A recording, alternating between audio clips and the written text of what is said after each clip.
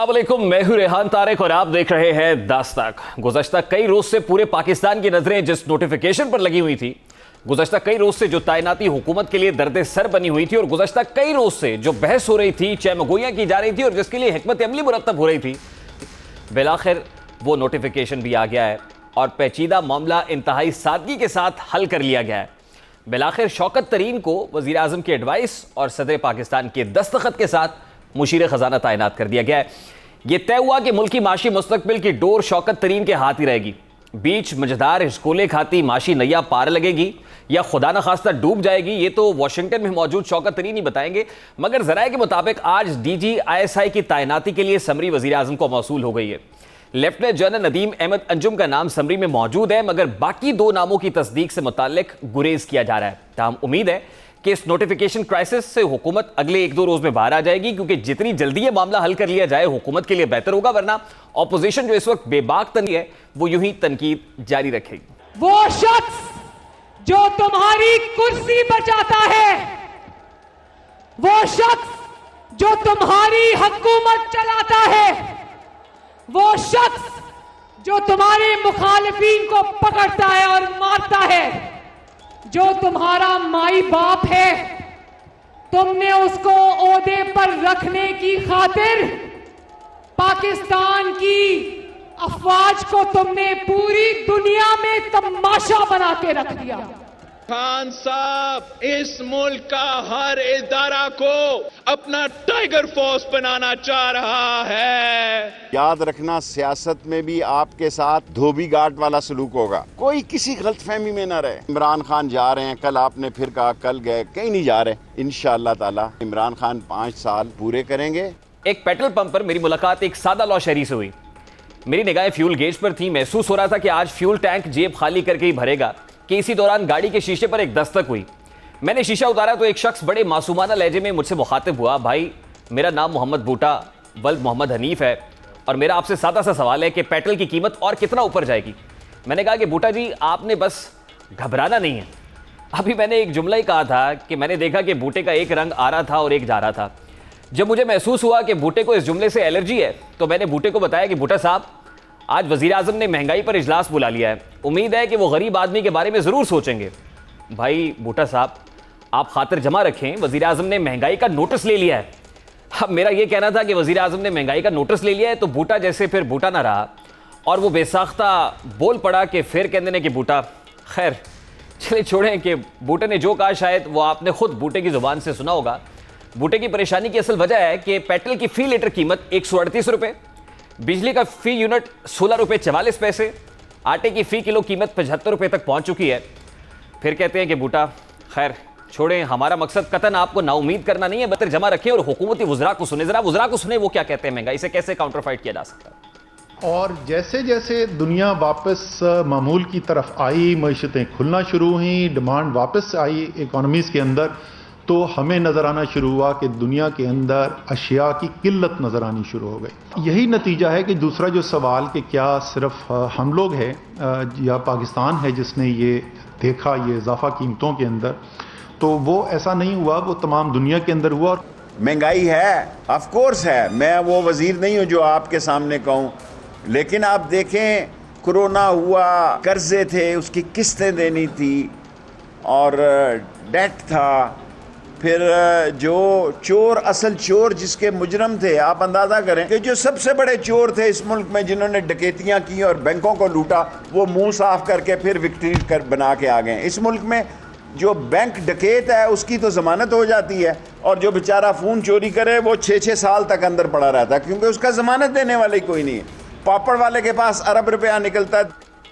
देखिए, आपने वज़रा को सुना, महंगाई है और महंगाई की बहुत सारी वजूहात हैं, लेकिन अगर अब भी आप मुतमईन नहीं हुए तो किसी और को नहीं बल्कि आपको खुद अपने आप को बदलने की ज़रूरत है, क्योंकि हुकूमती साइंसदान, बल्कि यूँ कहिए कि हुकूमती वज़रा आपको महंगाई के खात्मे का खुद ही हल भी बताते हैं। वज़रा महंगाई का हल क्या बताते हैं, ज़रा वो भी देखिए।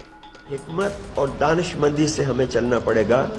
2 रोटियों के बजाय एक पे कुछ अरसे के लिए इक्तफा करना पड़ेगा, बट इंशाअल्लाह अल्लाह वो दिन ज़रूर लाएगा और बहुत जल्द।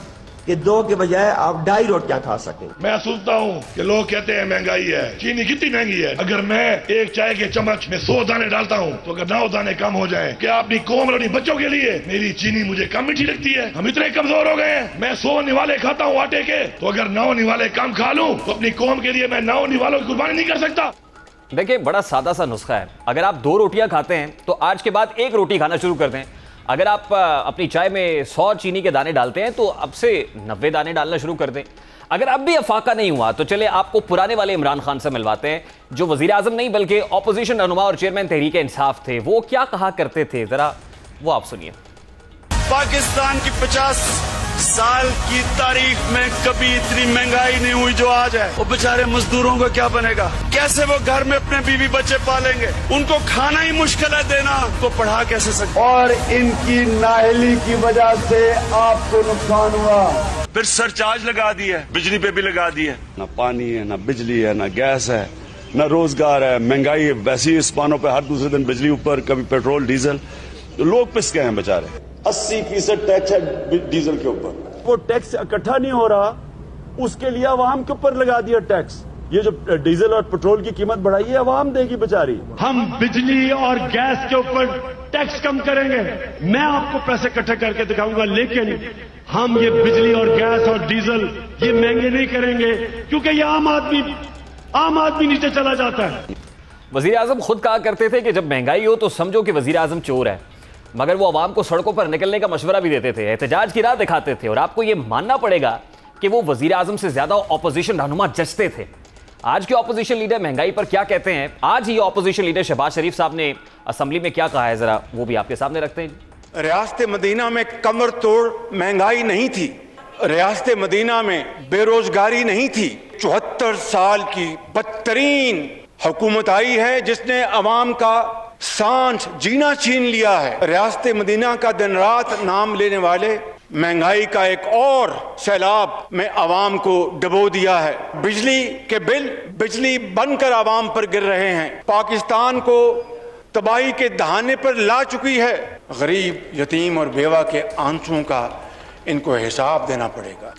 आपने ऑपोजिशन लीडर को सुना। इससे पहले कि मैं अवाम को सुनाऊं, मेरे साथ इस वक्त सीनियर एंकर पर्सन, तज्जियाकार, किसी तारुफ की मोहताज नहीं है, सना बुच्चा साहिबा मौजूद हैं। अस्सलाम वालेकुम सना बुच्चा साहिबा, बहुत बहुत शुक्रिया आपके वक्त के लिए।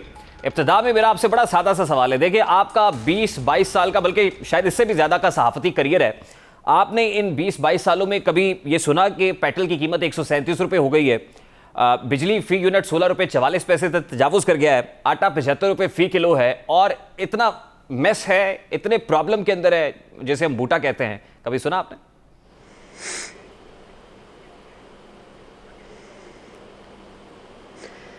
नहीं, मैंने नहीं सुना। और आई होप के सुनने से पहले या तो मतलब जहर खा के हम मर जाते, या खान साहब थोड़ा सा दे देते हमें जहर, क्योंकि आई थिंक खान साहब ने तो खैर हमें कहा है कि हमने घबराना नहीं है और उन्होंने शर्माना नहीं है। और मेरा ख्याल है कि जो डिक्टेशन देने वाले हैं और जो डिक्टेशन लेने वाले हैं, वो दोनों को ही नहीं पता कि मईशत कैसी चलाई जाती है। तो ये आप हाई लेवल मीटिंग कर लें। मैं, अगर आप मुझे थोड़ा सा वक्त दें तो मैंने आपके लिए थोड़ी सी रिसर्च मैंने भी आज की है। जी जी बिल्कुल। मैं सिर्फ ये देख रही थी कि खान साहब ने कितनी दफ़ा नोटिस लिया महंगाई पे। ज़रा हेडलाइन सुनते जाइए। 5 December 2009 PM Imran Khan calls on high level meeting over rising inflation. 21 January 2020 government taking steps to control inflation. 14 November 2020 PM Khan vows to bring inflation further under control, asks people to pay taxes. फिर आ जाए जनाब, ये I don't want to bore you, but next budget should focus on development and inflation control, directs PM Imran Khan. तो मैं ये कह रही हूँ कि मतलब मुझे अब कि इजलास हो रहा है और महंगाई के ऊपर कोई सोच विचार हो रहा है, मतलब ये तो हो चुका, ये तो खान साहब कितनी दफ़ा कह चुके। देखिए, खान साहब को ज़रूरत है इस वक्त एक मईशत चलाने वाले समझदार इंसान की, जो कि उनकी काबीना में कोई एक भी नहीं है। ठीक है, वो बयानबाजियाँ बहुत करते हैं, लेकिन आई थिंक कि अगर वो आतिफ मियाँ साहब को ही बुला लें कम से कम, जो उनके पहले फाइनेंशियल हेड थे, शायद आतिफ मियाँ उनको मदद कर दें या कहीं और से किसी को बुला लें, क्योंकि हमने जितना इस वक्त अवाम को निचोड़ना था वो तो हमने निचोड़ दिया है। तो अब हल निकालना है, लेकिन हल कैसे निकलेगा? इनसे तो नहीं निकलेगा। और बहुत सिंपल सी बात है कि इस मुल्क में ना अच्छे दिन आ रहे हैं ना अच्छे जिन आ रहे हैं। मैं भी कोई मईशत की एक्सपर्ट नहीं हूँ, इसलिए मैं नहीं चाहूँगी कि मैं वो काम करूँ जो मुझे नहीं आता। मुझे सहाफ़त आती है, मैं सहाफ़त ही करती हूँ। खान साहब को क्रिकेट आती थी, उनको क्रिकेट ही करनी चाहिए थी। और कितनी अजीब सी बात है कि कराची में बहुत बड़े बड़े बैनर्स लगे हुए हैं आजकल कि अपने ईंट लगाइए, शौकत खानम कराची बनाइए, अपने एहतियात से ईंट लगाइए। तो मेरा ख्याल है अब इस पूरे मुल्क के लिए हमें एहतियात की ज़रूरत है। वो एहतियात मतलब मैं कहती रही हूँ ना, ईंट अपने एहतियात दीजिए, इस मुल्क को दीजिए, जिसके पास हैं वो एहतियात दे दे। भाई आप क्या कह रही हैं कि क्योंकि अब ये मुल्क तो एहतियात और खैरातों पर नहीं चला सकता करते, है। ममालिक तो चैरिटी पर नहीं चला करते। सना बोचा साहबा, अब ये मेरा बड़ा आपसे सादा सा सवाल है, you should give him his due. देखें, बतौर ऑपोजिशन रहनुमा मेरा ख्याल है उनसे बेहतर ऑपोजिशन किसी ने नहीं की। ठीक है, बतौर प्राइम मिनिस्टर बहुत सारे इश्यूज होंगे, डिफिकल्टी होगी, लेकिन उनसे ऑपोजिशन तो सीखनी चाहिए कम से कम आज की ऑपोजिशन को भी।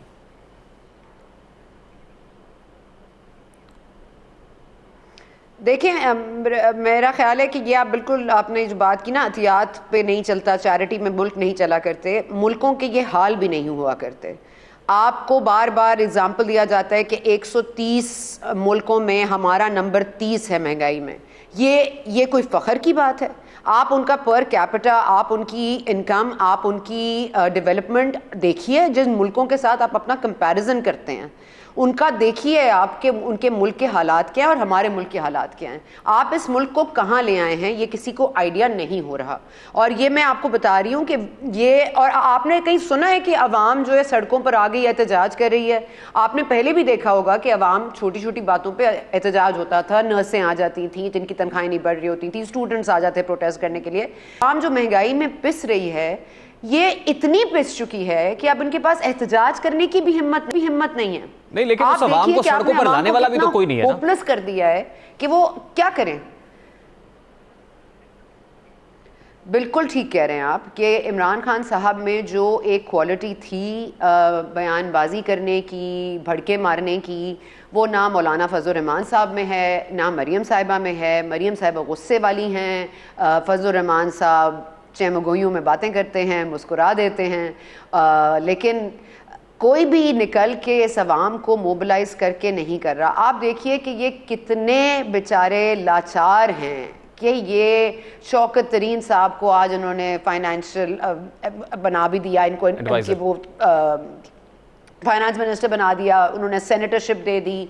ये उनका इस्तीफ़ा नहीं ले सकते, ये फैसल वावडा साहब का इस्तीफ़ा नहीं ले सके, ये मतलब मुतालबा भी नहीं कर सकते, ये सिर्फ तकरीरें कर सकते हैं और ये तकरीरें ही करेंगे। आप भी तो सुनेंगे, मैं भी सुनूंगी, लेकिन सीधी सी बात ये है कि इन लोगों को अब खुद, मेरा ख्याल है कि ऑपोजिशन कुछ ना करे, ये कुछ ना करें, अगर इनमें ज़रा सी शर्म है ना, तो ये प्लीज़ अपनी हुकूमत से इस्तीफा दें, घर जाएं, मतलब हमें भी चैन से रहने दें। हमारे यहाँ हाई मॉरल ग्राउंड्स तो है कोई नहीं कि कोई स्टेप डाउन कर दे, रिजाइन दे दे। मैं आपको पीडीएम की उस बैठक की तरफ ले जाना चाह रहा हूँ जो शहर इक़्तिदार में हो रही है। यानी आप उससे भी ना उम्मीद है कि पीडीएम की जो बैठक है उससे भी कोई कंक्लूसिव नहीं होगी वो?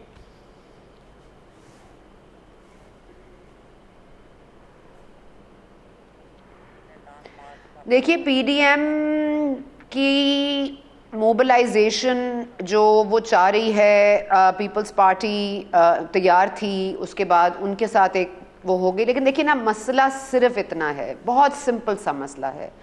कोई एहतजाज, कोई भी चीज़ जो होने वाली होती है, उसके लिए ज़रूरी है कि आप कर सके ना, आपको कोई हाथ ना मरोड़ रहा हो, आपको किसी आपकी बेटी को किडनैप करने के लेटर्स ना मौसूल हो रहे हों, आपके अब्बा को ना उठाया जा रहा हो, आपके लिए बड़ी बड़ी बातें ना हो रही हों, मतलब आपको किसी केस के अंदर ना किया जा रहा हो, आपको पुरानी चोरी जो है वो याद कराई ना जा रही हो, तो आप उनकी मजबूरियां भी तो समझिए ना। ऑपोजिशन बेचारी क्या करे, मजबूर है वो, जो उनके पास था या नहीं है, वो मजबूरी के हाथ बेचारे मजबूर हैं और वो कुछ नहीं कर सकते। मुझे तो ऑपोजिशन से कोई उम्मीद नहीं है। एज वी स्पीक तो खबर आ रही है कि पाकिस्तान पीपल्स पार्टी ने लॉन्ग मार्च का फैसला किया है और इसके लिए मुशावरत भी शुरू कर दी है।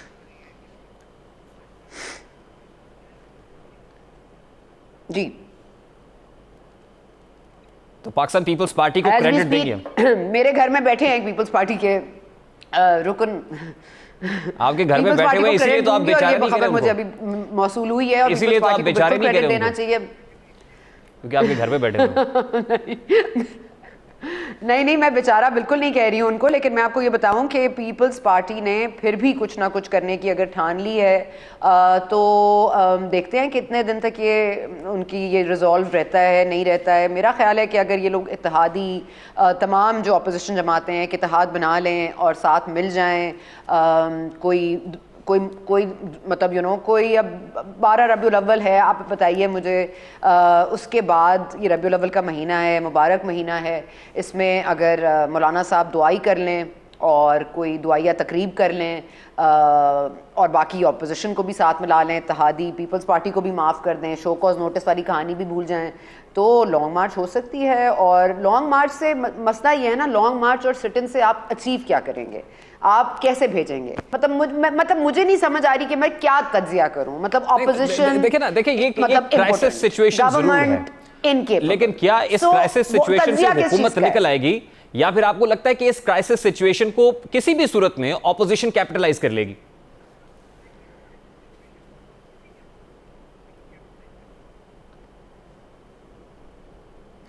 ऑपोजिशन को कैपिटलाइज करना चाहिए, लेकिन ऑपोजिशन कैपिटलाइज नहीं करेगी। ऑपोजिशन कैपिटलाइज कर सकती है, लेकिन ऑपोजिशन कैपिटलाइज नहीं करेगी। I am repeating myself, क्योंकि ऑपोजिशन को कैपिटलाइज करना नहीं आता, because they are in a compromise situation. That is the simplest answer I can give you. नहीं, why are they so compromised then? देखें, इस वक्त तो रावी चैनी चैन लिख रहा है एटलीस्ट फॉर ऑपोजिशन। आपको नहीं लगता कि ये जो मरियम नवाज साहिबा कह रही हैं, या वो जैसे आपने कहा गुस्से में दिखाई देती हैं, वो किसी टास्क के तहत हैं? उनकी असाइनमेंट ये है कि आपने गुस्से में रहना है। दूसरी तरफ ऑपोजिशन लीडर है शहबाज शरीफ साहब, उनको एक अलग टास्क है, उनकी एक अलग असाइनमेंट है। और फिर जो पार्टी कायद है नवाज शरीफ साहब, वो भी वहां बैठे हुए मरियम साहिबा का गुस्सा is not a front. Maryam Sahiba का गुस्सा मरियम साहिबा का गुस्सा is not a front. Maryam Sahiba का गुस्सा इज जेन्युइन। मरियम साहिबा जो गुफ्तगू करती हैं वो सच है, वो मैं और आप भी करते हैं। इसलिए अगर आप मुझसे पूछ रहे हैं कि इस मुल्क का सोल्यूशन कहाँ से निकलेगा, तो मेरा ख्याल है मीडिया ही निकाल लेगा, क्योंकि मीडिया ही कुछ कर लेगा।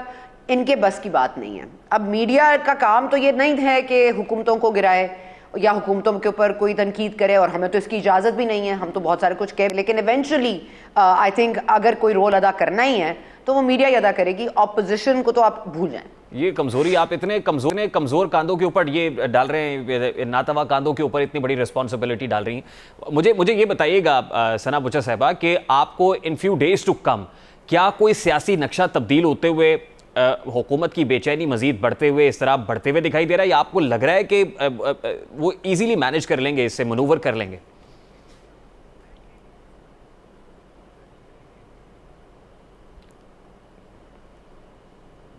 I don't know, this is not a very simple answer. Again, because politics is the art of possibility. और आप कुछ भी प्रिडिक्ट नहीं कर सकते इस मुल्क में, कुछ भी हो सकता है, कोई भी घर जा सकता है। मतलब मैं कह रही हूँ ना, किसकी बर्दाश्त कब ख़त्म हो जाए कौन जानता है। देखते हैं कि वो क्या कुछ कर सकते हैं और क्या कुछ होगा in few days to come. बहुत बहुत शुक्रिया सना बुच्चा साहिबा, बहुत शुक्रिया आपके लिए।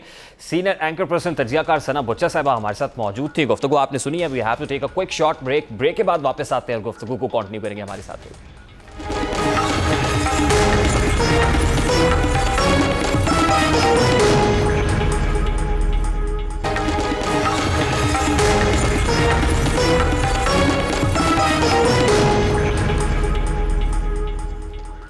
Welcome back. T20 world cup का इतवार से आगाज हो चुका है, जहां छोटी टीम बड़े ख्वाब लिए मैदान में। इस मरतबा नामीबिया की टीम पहली मरतबा क्रिकेट वर्ल्ड कप का हिस्सा बनी है। इसी तरह आयरलैंड और नीदरलैंड्स ने भी मेगा इवेंट के पहले मरहले में जगह बना ली है। तवक्को है कि इस वर्ल्ड कप में नए रिकॉर्ड्स बनेंगे, अपसेट्स होंगे और आवाम को बेहतरीन खेल देखने का मौका भी मिलेगा। गुज़श्ता रोज T20 वर्ल्ड कप के पहले मरहले के दूसरे मैच में स्कॉटलैंड और बांग्लादेश के माबैन सनसनीखेज मुकाबला हुआ, जिसके बाद स्कॉटलैंड ने 6 रन से कामयाबी समेटी। इसी तरह आज भी आयरलैंड और नीदरलैंड में होने वाले मुकाबले में बड़ा अपसेट हुआ, जब आयरलैंड के क्रिस चेम्बर ने मैच के 10वें ओवर में न सिर्फ टूर्नामेंट की पहली हैट्रिक कर डाली, बल्कि 4 गेंदों पर 4 खिलाड़ियों को पवेलियन की राह भी दिखाई और एक नया आलमी रिकॉर्ड सेट कर दिया है। लेकिन इस टूर्नामेंट के हाई वोल्टेज टाकरे जनूबी एशिया में देखने को मिल रहे हैं। गुज़श्ता रोज बांग्लादेश को शिकस्त हुई है तो इस शिकस्त का जश्न भारत में मनाया गया है। दरअसल 2016 में होने वाले आईसीसी वर्ल्ड कप T20 के सेमीफाइनल में भारत की शिकस्त पर बांग्लादेश के साबिक कप्तान मुशफिकुर रहीम ने खुशी का इजहार किया था, जिस पर भारतीय शायकीन ने बांग्लादेश की पूरी क्रिकेट टीम को तनकीद का निशाना बनाया था। ताहम गुज़श्ता रोज ग्रुप मैच में बांग्लादेश की शिकस्त के बाद भारतीय शायकीन ट्विटर पर मुतहर्रिक दिखाई दिए, जिन्होंने अपना बदला लेने का मौका भी हाथ से जाने नहीं दिया। भारतीय सारिफीन की जानिब से मुतादिद मीम्स शेयर करते हुए बांग्लादेश की हार का जश्न मनाया गया। इस वर्ल्ड कप का सबसे अहम और हाई वोल्ट, बल्कि यूं कहिए कि सुपर हाई वोल्टेज टाकरा 24 अक्टूबर को पाकिस्तान और भारत के दरमियान देखने को मिलेगा, मगर यह मैच होने से कबल ही भारत में मुतनाज़ बना दिया गया है। इंडिया के यूनियन मिनिस्टर गिरिराज सिंह ने पीर को दोनों ममालिक के कशीदा ताल्लुकात के पेश नज़र मैच के इनेकाद पर दोबारा गौर करने का कहा है कि इसको रिव्यू करें, मैच को खेलना चाहिए या नहीं खेलना चाहिए भारत को। भारतीय वजीर ने उनका ये मौक़िफ़ है, उनका स्टांस ये है कि मौजूदा हालात में पाकिस्तान और भारत के दरमियान T20 वर्ल्ड कप का शेड्यूल मैच नहीं होना चाहिए। भारतीय वजीर के साथ उनके दीगर वज़रा ने पाक भारत मैच मनसूख कराने के लिए इस पर काबीना में बहस का मुतालबा किया है। भारतीय वजीर का डर मुतवक्के हार का खौफ है या आईसीसी चैंपियंस ट्रॉफी में तारीखी हार का सदमा भी है, लेकिन वजीर मौसूफ का यह बयान न सिर्फ खेल दुश्मनी पर मबनी है बल्कि पाकिस्तान से नफरत की अक्कासी भी करता है, क्योंकि भारत ने हर बार खेल को सियासत की नज़र किया है और इस सियासत में भारतीय अवाम भी उनके इंतहा पसंद सियासतदानों से पीछे रही है। पाकिस्तान और भारत के मैच से पहले सोशल मीडिया पर भी गर्मा गर्मी उरूज पर है और ट्विटर पर भारतीय अवाम की जानिब से बैन पाक क्रिकेट का ट्रेंड शुरू कर दिया गया। यानी वो ये मुतालबा कर रहे हैं कि पाकिस्तान क्रिकेट को बैन किया जाए। भारत ने माजी में भी पाकिस्तान को खेल से दूर करने की कोशिश की, हर बार भारत की इन कोशिशों पर पानी फिराया, लेकिन इस बार खेल का बायकॉट यकीनन शुरफा के खेल को, जेंटलमैन गेम को बदनाम करने की कोशिश के मुतरादिफ होगा। यानी इस बार खेलिए, आप अगर अच्छा खेलें और जीत जाए तो ऑब्वियसली सेलिब्रेट करना चाहिए, लेकिन खेल से पहले खेल को मुतनाज़ नहीं करना चाहिए, जो हमेशा भारत करता आ रहा है। T20 वर्ल्ड कप का आगाज हो चुका है जनाब, और इस वर्ल्ड कप में ऑब्वियसली सनसनीखेज मुकाबले देखने को मिलेंगे और सबकी नजरें 24 अक्टूबर पर लगी हुई हैं कि कब पाकिस्तान और भारत की क्रिकेट टीमें मैदान में दिखाई दें और फिर पाकिस्तानी शाहीन भारतीय सुरमाओं को चत करें। वारकैफ, कीप योर फिंगर्स क्रॉस जी, देखते हैं कि आने वाले दिनों में क्या नताइज सामने आते हैं। अभी एक ब्रेक लेंगे, ब्रेक के बाद वापस आएंगे, बात करेंगे बारगाह रिसालत माब सल्लल्लाहु अलैहि वसल्लम में नजराने अकीदत पेश करने की। इस ब्रेक के बाद हमारे साथ रहिए।